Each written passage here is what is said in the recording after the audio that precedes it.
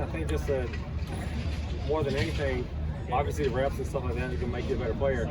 But I think more than anything is and probably a lot of it has to do with being comfortable with the guys, but the commands they have when they're on the field, and not necessarily just understanding the offense, but being able to control the unit, and if they need to get on a guy or get a guy in the right position, they feel much more comfortable doing it and look a lot better doing it. So. Again, that kind of comes with reps, but also comes with getting to know the guys and working hard and earning respect with the guys and being a leader. So I think they've grown to that as much as anything. We saw Cortland, the first team left tackle yesterday, and then Jonah seemed to slide in there today. How have you seen their progression just over the course of this offseason? And what do you still need to see from them? Let's see a really good players, and so we're excited about what they're going to do. I think all camp our job is to try to find the best five and figure out what the combination of the best are, where they fit in. And so I think that's our goal at that position is mix up the lineups, figure out what five are the best five to play together, and let them roll.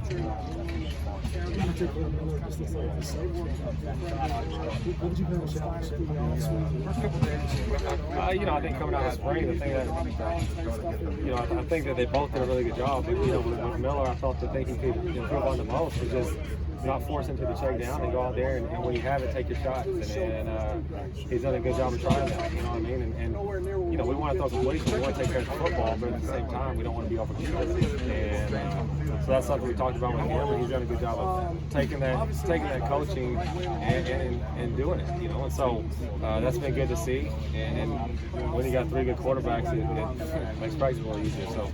And a lot more fun, so they're doing a good job. Jonah seemed to really take a step forward. Jonah seemed to take a step forward in the spring. Where in particular have you seen him take the biggest steps? I think his confidence more than anything, and a lot of it has to do with knowing the offense, being comfortable with the offense, knowing his assignment, and knowing he belongs. And when that's the case, you play with a lot of confidence, and I think that's what he's done. And every time he's out there, he just continues to play at a high level. And when you do that, like I said, you just keep growing and growing and growing in confidence. And if you're confident, you're going to be a pretty good player. And I think that's at any position, quarterback, O-line, doesn't matter where you are. If you believe you belong, you're playing with a lot of confidence, you'll do good things, and that's what he's doing right now. I think the expectations for Keaton are always going to be high. And I think being a quarterback and what we do, we put extremely high expectations on him, and there's a lot of responsibility on him, but that just comes with the job, and he's no different. And him being in his third year, he should be he's got a lot of reps, and being able to play as a true freshman, so he got a ton of reps that year, and then the amount of reps we've been able to accumulate over the years. There's no reason for him not to play at a really, really high level. And so we hold him to a high standard. Our expectations for him are high. His expectations for himself are high. And we're not going to put off him. Kyle Ford's got off the dive in the last 2 years. He's the big decent for. What do you expect? I know in the past he was an inside guy, but we've seen the outside too. Yeah, kind of like in the O-line position, we're doing the same thing with receivers. It's kind of figuring out who fits where the best, you know what I mean, and who gives us the best chance to be successful. So we moved him around. I think that with him, being out as long as he's been out, just getting reps everywhere is important to him, And the good thing he has over the last couple of years, he has been around, he has been in meetings, so he has a familiarity with the offense, and so and that's a luxury to have guys that kind of can understand all the positions. And so we're able to move him around and get him a lot of reps, and just see where he fits the best and see where we need him the most. And I think that, like I said, kind of at the O-line position, we got to figure out who's best where, and when that's the case, and when we figure that out, get him kind of in that position for good and go roll. So that's the goal. Like I said, he's got to play a lot of positions because he's got a lot of reps, and he's doing some good things. And so hopefully he continues to get better and grow as the camp goes. What have you seen from Taj Washington so far? Taj has I think that what he does best is he just plays fast all the time, and and you'd think that's pretty easy, but I think that's, not a lot of people can do that, just always playing fast, and a lot of it has to do with he never hesitates, I mean, if he makes a mistake, he makes it full speed, and everything he does is full speed. He's naturally a pretty fast guy. He can run forever, and so he just always plays fast, and when you do that, you give yourself a chance to be successful. And he caught a couple balls today. He's got some good lateral twitch, and makes some guys miss, and he has a chance to be really explosive, and so that's always a good dynamic to have. And right now he's predominantly been outside, but he's a guy, again, that as he learns the offense, hopefully we can move him around and see where he gives us, where he's the most dangerous, and when we find that, let him loose. Clay was talking a little bit yesterday about the different kinds of pass catchers, or even just the running backs being able to catch out of a two-back formation. How different do you feel like just the personnel is, and how much does that kind of open up maybe versatility with guys like Malcolm Epps and like other guys like that? Yeah, we got a lot of new faces out there, Right? and a lot of talented new faces. You know what I mean? And that's a good problem to have. And the running back room's kind of had a I don't know.